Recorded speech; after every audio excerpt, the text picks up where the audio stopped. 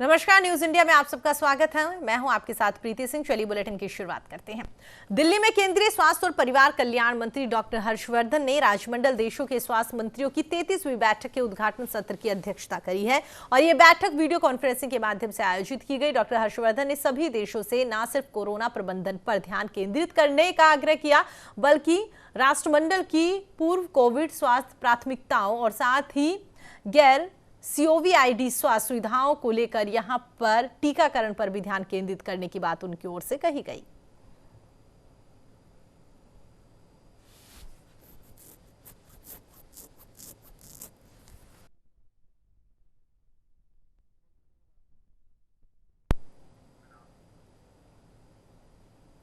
देश में कोरोना की स्थिति पर प्रधानमंत्री नरेंद्र मोदी ने एक हाई लेवल बैठक करी है, जिसमें पश्चिम बंगाल की मुख्यमंत्री ममता बनर्जी भी शामिल हुई।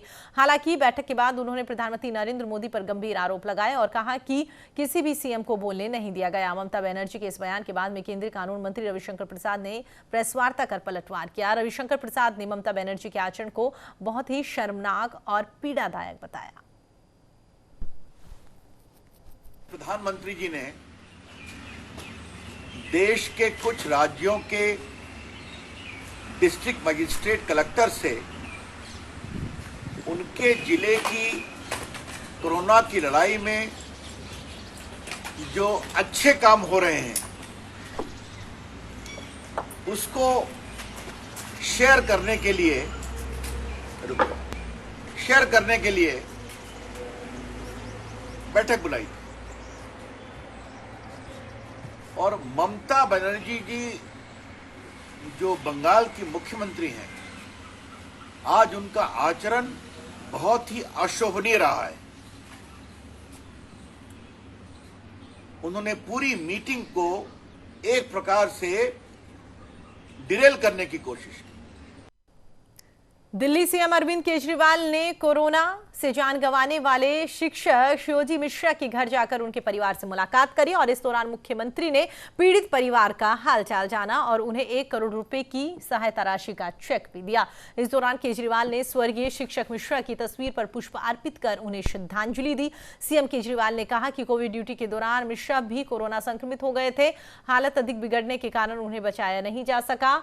उन्होंने अपनी अंतिम सांस दिल्ली के नागरिकों की सेवा करते हुए यहां पर लगा दी। आपको बता दें कि दिल्ली सरकार ऐसे फ्रंटलाइन कार्यकर्ताओं को सलाम करती है जिन्होंने दिल्ली के नागरिकों की अथक सेवा की है।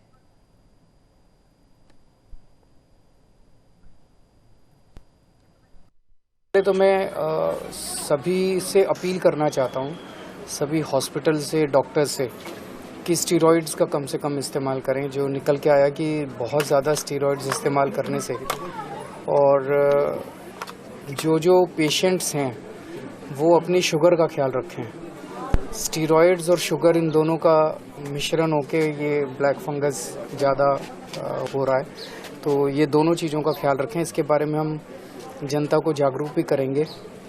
और दूसरा, इसके लिए एक इंटरडिसिप्लिनरी डॉक्टर्स की टीम बनाने की ज़रूरत है। ये निकल के आया कि इसके इलाज के लिए कई डिसिप्लिन्स के डॉक्टर्स की टीम बनाने की ज़रूरत है जो कि उस मरीज का ख्याल रखे। तो हमने जीटीबी में, सरकारी में, प्राइवेट में तो अपने अपने वो करते हैं, सरकारी में हमने जीटीबी, एलएनजेपी और राजीव गांधी हॉस्पिटल, इन तीनों में हमने स्पेशल अरेंजमेंट्स किए हैं। दिल्ली में बीजेपी की ओर से कोरोना प्रभावित परिवारों को भोजन उपलब्ध कराने का कार्य लगातार जारी है। इसी कड़ी में सफदरजंग अस्पताल में दिल्ली विधानसभा में नेता प्रतिपक्ष रामवीर विदुड़ी ने भी यहां पर कोरोना से पीड़ित लोगों के परिजनों को अस्पताल के बाहर में भोजन, जूस और साथ ही फल बांटे हैं। इस दौरान नेता प्रतिपक्ष के साथ में बीजेपी कार्यकर्ता भी वहां पर मौजूद रहे।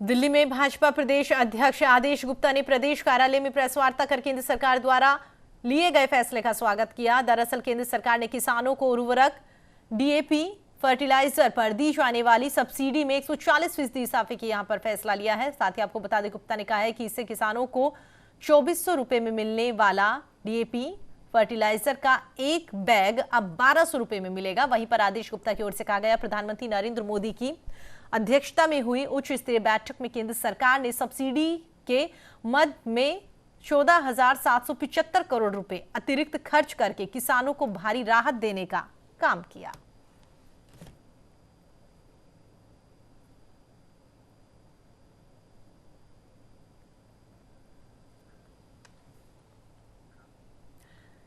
दिल्ली में आम आदमी पार्टी की विधायक आतिशी ने प्रेस वार्ता करके टीकाकरण बुलेटिन जारी किया है, जहां पर आतिशी ने बताया कि दिल्ली में 18 से 44 साल के लोगों के लिए कोवैक्सीन के टीकाकरण केंद्र पहले से ही बंद है, लेकिन अब कोविशील्ड का स्टॉक भी एक दिन का ही बचा हुआ है। इसलिए दिल्ली में कोविशील्ड के भी 150 टीकाकरण केंद्र अब बंद होते हुए नजर आएंगे।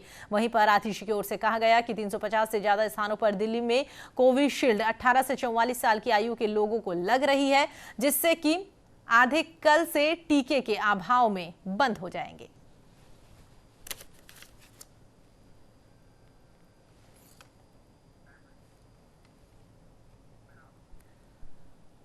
देश में कोरोना महामारी का संकट लगातार बढ़ता हुआ नजर आ रहा है। केंद्र से लेकर राज्य सरकार लोगों को राहत देने के लिए अपने अपने स्तर पर हर संभव कोशिश करती हुई दिख रही है। वहीं पर स्वास्थ्य मंत्रालय भी देश में कोरोना की स्थिति को लेकर लोगों को लगातार जानकारी दे रहा है।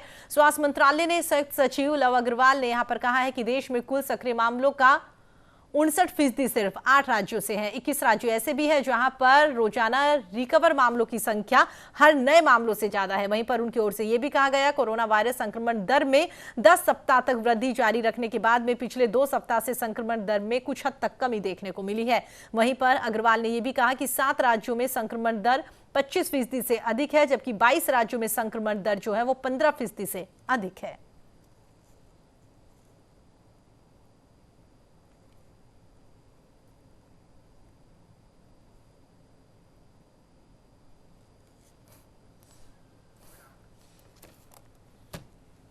कानपुर पुलिस का एक वीडियो सोशल मीडिया पर जमकर वायरल हो रहा है, जिसमें दरोगा ने एक अपराधी का तमंचा बेकार बताते हुए दूसरा तमंचा लगाने की बात कही। वीडियो में दरोगा ने अपराधी के पास से बरामद हुए तमंचे को देखते हुए बोला कि ये बेकार है, दूसरा लगाना पड़ेगा।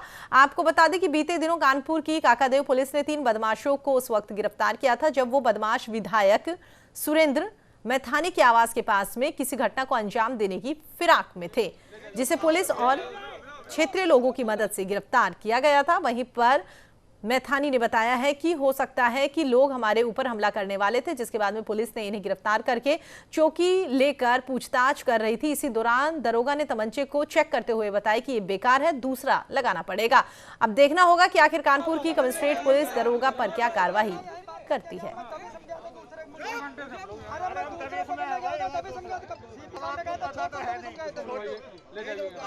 रोज शाम को इसी समय पर यहाँ अपने घर के बाहर टहलता हूँ और मैं टहल करके जैसे ही अपने दरवाजे के अंदर गया तो यहाँ बड़ी तेज आवाज़ आई, यहीं पे बम फेंका गया, यहीं पर कट्टा वो हुआ और कट्टा पकड़ा गया और 3 लोग यहाँ दौड़ा करके पब्लिक में पुलिस ने पकड़ा। ये मैं आश्चर्यचकित रह गया कि कैसी घटना मेरे घर के बाहर। मैं भी थोड़ी देर के लिए दहशत में आ गया कि कहीं ऐसा तो नहीं कि किसी आशंका के कारण से कोई ऐसी बात हो। मैंने यहाँ थाने में बोला है कि मैंने कहा देखिए इसकी ठीक प्रकार से जांच कर लीजिए, कि मुझे नहीं लगता कि कोई इस प्रकार की जघन्य अपराध करने का प्रयास कर सकेगा, लेकिन ये जांच का विषय है, जांच कर लें और अगर ऐसा कुछ है तो फिर कड़ी कार्रवाई होनी चाहिए।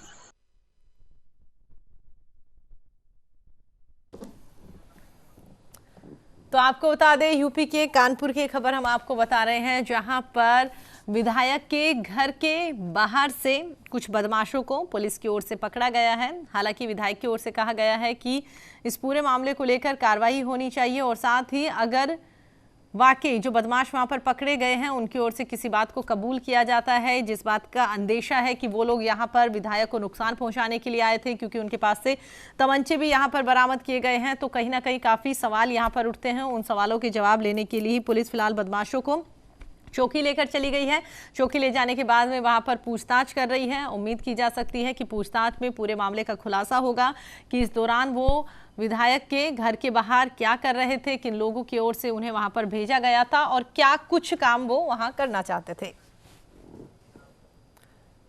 भरतपुर सांसद रंजीता कोली ने डीएपी खाद की कीमतों में कमी करने पर प्रधानमंत्री नरेंद्र मोदी को भरतपुर के किसानों की तरफ से धन्यवाद दिया है। सांसद कोली ने कहा है कि कोविड-19 के वक्त में मोदी सरकार ने किसानों को कई कल्याणकारी योजनाओं के जरिए आर्थिक सहायता दी है, जिसमें हाल ही में देश के 11 करोड़ किसानों को 20 लाख करोड़ रुपए से अधिक की राशि सीधे खातों में भेजी गई है। इसके अलावा मोदी सरकार किसानों के हित में कई योजनाएं संचालित कर रही है।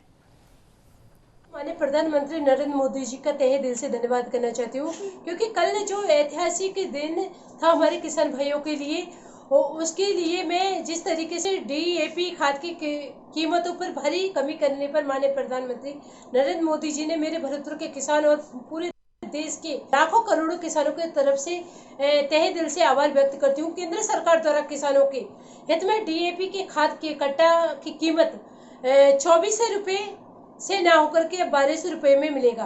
कोरोना महामारी में के समय भी मोदी सरकार ने किसानों के लिए कल्याणकारी योजनाओं के माध्यम से आर्थिक संबल देने का कार्य किया था। राजस्थान के पूर्व मुख्यमंत्री और पूर्व राज्यपाल जगन्नाथ पहाड़िया के निधन पर करौली धौलपुर संसदीय क्षेत्र से भाजपा सांसद डॉक्टर मनोज राजौरिया ने संवेदना जताई। उन्होंने कहा कि पहाड़िया जी ने राजस्थान के मुख्यमंत्री और बिहार हरियाणा के राज्यपाल के साथ साथ केंद्रीय मंत्री के रूप में भी देश की सेवा करी। उन्हें हमेशा याद किया जाएगा। राजस्थान के पूर्व मुख्यमंत्री श्री जगन्नाथ पहाड़िया जी का कोरोना से देहांत का दुखद समाचार मिला। इस दुख की घड़ी में मैं उनकी आत्मा की शांति के लिए प्रार्थना करता हूं और ईश्वर से कामना करता हूं कि इस दुख को सहन करने की उनके परिवार को शक्ति दे। श्री जगन्नाथ पहाड़िया जी ने दलित समाज से होते हुए सर्व समाज के साथ में लेकर जिस तरीके से राजस्थान के मुख्यमंत्री के रूप में कार्य किया, 2 बार राज्यपाल के रूप में, केंद्रीय मंत्री के रूप में कार्य किया, उन्होंने अपने जीवन काल से अपनी कार्यशैली से एक गरीब परिवार के जन्म लेकर भी उन्होंने ये साबित किया कि खटीक समाज में, दलित समाज में पैदा हुआ व्यक्ति किस तरीके से एक सर्व समाज की सेवा के लिए अपने आप को जीवन भर न्यौछावर कर सकता है। कोरोना को लेकर प्रधानमंत्री नरेंद्र मोदी ने जिला कलेक्टर्स के साथ में वीडियो कॉन्फ्रेंसिंग के माध्यम से संवाद किया है। वहीं पर राजस्थान के मुख्यमंत्री अशोक गहलोत भी इस वीडियो कॉन्फ्रेंसिंग में शामिल हुए। प्रधानमंत्री ने जिला कलेक्टर से उनके जिलों में कोविड प्रबंधन को लेकर चर्चा करी। प्रधानमंत्री की वीसी में बीकानेर के जिला कलेक्टर नमित मेहता भी शामिल हुए, जिन्होंने जिले में किए गए कोरोना रोकथाम के प्रबंधन की जानकारी दी। जिला कलेक्टर नमित मेहता ने बताया है कि कोरोना की चेन को तोड़ने के लिए कोविड गाइडलाइन की कड़ाई से पालना करवाई जा रही है। साथ ही वैक्सीनेशन का काम भी गति से बढ़ रहा है। जिला कलेक्टर नमित मेहता से न्यूज इंडिया संवाददाता के सिंह इन्हीं तमाम मुद्दों को लेकर बातचीत करते हुए नजर आए। मनोनगरी बीकानेर के लिए ये गौरव की बात रही कि आज भारत के प्रधानमंत्री नरेंद्र मोदी ने आज फीडबैक लिया बीकानेर के जिला कलेक्टर नमित मेहता से। नमित मेहता वो जिला कलेक्टरों में से एक हैं जो पूरे राजस्थान में से इकलौते ऐसे कलेक्टर जिनका आज सीधा प्रधानमंत्री से संवाद हुआ। हमारे साथ मौजूद हैं नमित मेहता, बीकानेर के जिला कलेक्टर। हम उनसे जानकारी चाहेंगे कि क्या कुछ खास रहा सर आपका राज्य में। देखिए, आज माननीय प्रधानमंत्री जी की जो वीसी थी उसके अंदर राज्य की और जिले की जो कोविड प्रबंधन की जो स्थिति है उसको बताने का मुझे अवसर मिला और हमने बड़ी डिटेल में माननीय प्रधानमंत्री जी को जो कोविड के संबंध में बीकानेर में और राजस्थान में भी जो अच्छे काम हो रहे और हुए उसके बारे में उन्हें जानकारी दी। काफ़ी डिटेल में उन्होंने सारे वीडियो को सुना और इसके ऊपर उनका जो पूरा उनका फीडबैक था उनको दिया। लगभग कितनी देर वार्तालाप रहा और क्या कुछ खास मुद्दों पर? करीब तकरीबन सभी बिंदुओं पे देने में 7-8 मिनट प्रेजेंटेशन के रूप में रिप्रेजेंटेशन के रूप में मेरे द्वारा दिया गया, जिसके अंदर पूरी जो कोविड की स्ट्रेटेजी थी, जो संक्रमण नहीं फैलने के लिए क्या कदम उठाए गए, संक्रमण फैल गया तो फिर उसके लिए ट्रीटमेंट का क्या प्रोटोकॉल या ट्रीटमेंट की क्या व्यवस्था थी, ग्रामीण क्षेत्रों में क्या प्रबंधन किया गया और जो अगली वेव आने की जो बात हो रही है उसके संदर्भ में क्या कार्रवाई की जा रही है, सारी बातें। ऐसा माना जा रहा है कि बीकानेर में काफी हद तक जो नियंत्रण है, खासतौर पर मौतों की बात करें इन सब पर ग्रामीण क्षेत्रों में भी नियंत्रण में काफी अच्छा पॉजिटिव आपका रोल रहा है। क्या कुछ खास ऐसा कुछ किया जिसके चलते ये सब कुछ हुआ? देखिए, कोविड को लेकर माननीय मुख्यमंत्री जी कंटिन्यूसली, आपको जानकारी में ही के हफ्ते में 2 विशेष लेके उन्होंने एक कंटिन्यूस मार्गदर्शन पूरी टीम का रखा। सीनियर ऑफिसर्स के द्वारा भी इस बाबत कंटिन्यूस निर्देश मिलते थे और जो जिले की जो टीम है, जो हमारे डॉक्टर्स हैं, हमारे फ्रंटलाइन वर्कर्स हैं, उनके द्वारा इसमें बहुत अच्छा काम किया गया और सभी ने ये बात को समझा कि ये इम्पोर्टेंट जिम्मेदारी है और इसका इम्पोर्टेंट जिम्मेदारी का निर्वहन करने के लिए सब लोगों ने आगे बढ़कर, चाहे जो डॉक्टर्स नहीं थे उन लोगों ने भी आगे बढ़कर इसमें योगदान करा। डॉक्टर्स ने बहुत अच्छा। खैर सर, बीकानेर के जिला कलेक्टर के अलावा और कौन कौन उस वीडियो कॉन्फ्रेंसिंग में शामिल थे जो आप स्क्रीन पे देख पा रहे थे? सीएम जैसे राजस्थान से 5 जिलों के कलेक्टर्स भी आज, जैसे 60 जिला कलेक्टर्स के साथ ये इंट्रैक्शन था, तो उसमें से 5 और जिला कलेक्टर्स राजस्थान से बीकानेर को मिलाकर शामिल थे इसके अंदर और सीनियर अधिकारी और सभी राज्यों के जो सीनियर लोग हैं, चाहे मुख्यमंत्री जी है और दूसरे अधिकारी, सारे लोग। नमित मेहता जो बीकानेर के जिला कलेक्टर हैं और बीकानेर के लिए गौरव की बात ये रही कि आज इन्होंने अपना फीडबैक प्रधानमंत्री के सामने रखा। के सिंह, न्यूज इंडिया, बीकानेर।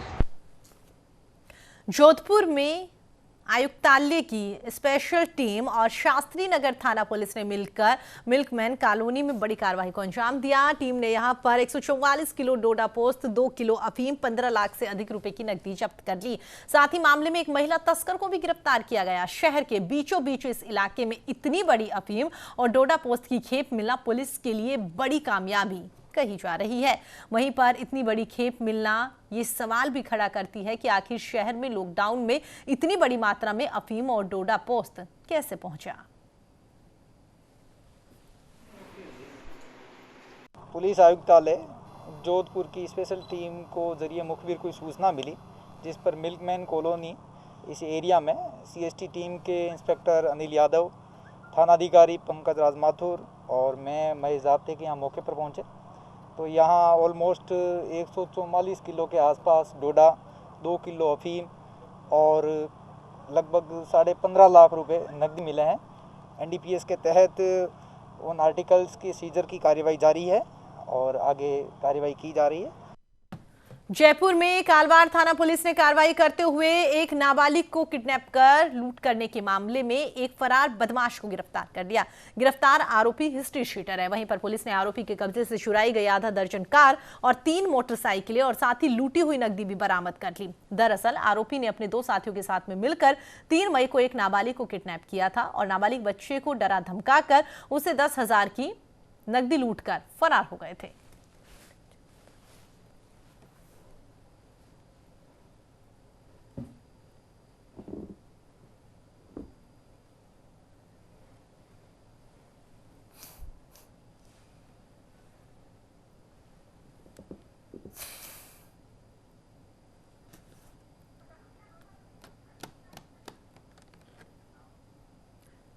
झुंझुनू जिले के भोपालगढ़ किले के ऊपरी मंजिल पर एक युवक का शव मिलने से इलाके में सनसनी फैल गई। इसके बाद में सूचना मिलने के बाद खेती थाना पुलिस मौके पर पहुंची और घटनास्थल से सबूत जुटाए, जहां पर पुलिस ने शव को अपने कब्जे में लेकर अस्पताल की मोर्चे में रखवा दिया। पुलिस के मुताबिक शव के सिर पर चोट के निशान बताए जा रहे हैं। प्रथम दृष्टया पुलिस हत्या का मामला बता रही है। फिलहाल पुलिस सबूत जुटाकर आरोपियों की तलाश में जुट गई।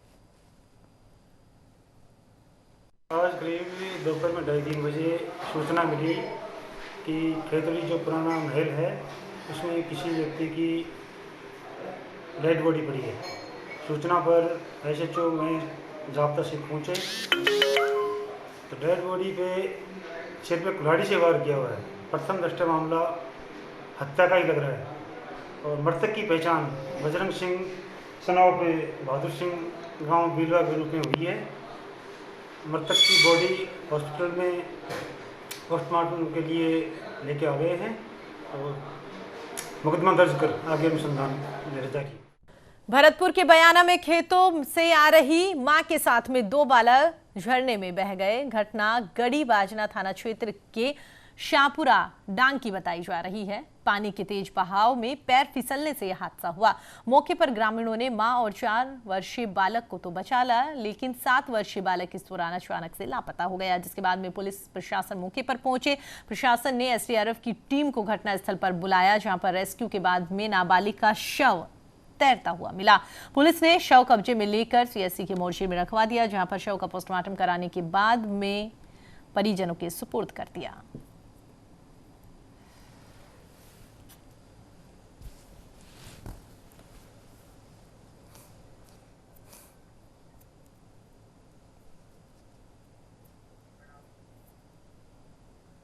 बारा एसपी विनीत कुमार बंसल की ओर से चलाए जा रहे अवैध जुआ, सट्टा, अवैध शराब बिक्री और साथ ही अवैध मादक पदार्थों की रोकथाम के लिए धरपकड़ अभियान चलाया जा रहा है, जिसको लेकर छिपा बड़ौद थाना पुलिस ने अवैध सट्टे के खिलाफ में कार्रवाई करी है। पुलिस ने सेतकोलू सहकारी गोदाम के पास से 4 जुआरियों को यहां गिरफ्तार किया, जबकि 22,150 रुपए की राशि भी बरामद की गई है। साथ ही पुलिस ने कार्रवाई करते हुए सेतकोलू ग्राम पंचायत के पास से 5,340 रुपए के साथ में 4 जुआरियों को यहां गिरफ्तार किया और उसके बाद में पुलिस की ओर से आगे की कार्यवाही शुरू कर दी गई।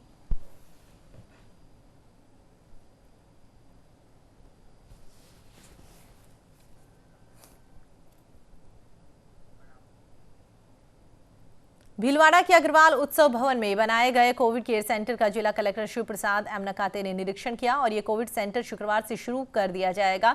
इसके तहत में कलेक्टर शिव प्रसाद ने यहां पर की गई व्यवस्थाओं की बारीकी से जायजा लिया और अधिकारियों को आवश्यक दिशा निर्देश दिए। कोविड केयर सेंटर में 100 ऑक्सीजन बेड यहां पर लगाए गए हैं। निरीक्षण के दौरान में CMHO doctor Mushtaq Khan MG के अधीक्षक भी वहां पर मौजूद रहे।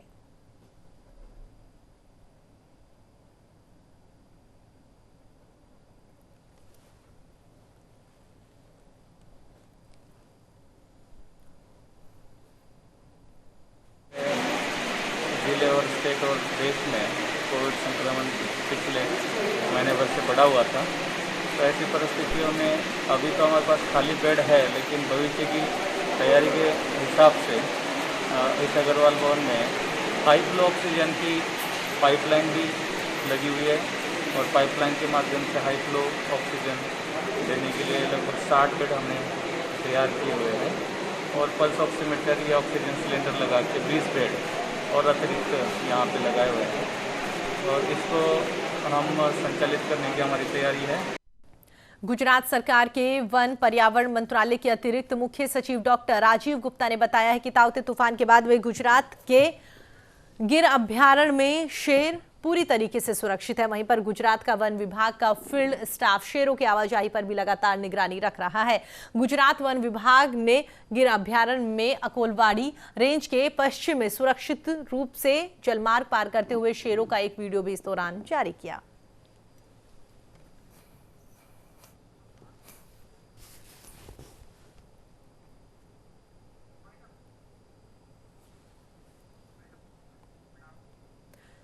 चलिए फिलहाल इस बुलेटिन में इतना ही। देश और दुनिया की तमाम खबरों के लिए आप देखते रहिए न्यूज़ इंडिया। नमस्कार।